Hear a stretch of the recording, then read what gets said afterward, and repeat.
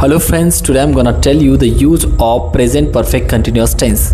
This tense is used to tell that when something was started in the past and it's still going on. म्हणजे एखादं काम हे भूतकाळात सुरू झालं आणि हे अजूनही सुरू आहे, म्हणजे फक्त या क्षणात सुरू नाही तर त्याला वेळ लागलेला आहे, म्हणजे त्याला कालावधी जोडलेला आहे. जसे की तो मागच्या 3 तासापासून काहीतरी करत आहे, 10 वर्षापासून कुणीतरी काहीतरी करत आहे, म्हणजे काहीतरी काम सुरू आहे पण हे खूप वेळेपासून सुरू आहे हे सांगण्यासाठी आपण या टेन्सचा यूज करतो. जसे की ती मागच्या 3 तासापासून अभ्यास करत आहे. She has been studying for the last 3 hours. ते मागच्या 10 वर्षापासून इथं राहत आहेत. They have been living here for the last 10 years. किंवा ती सकाळपासून ते काम करत आहे.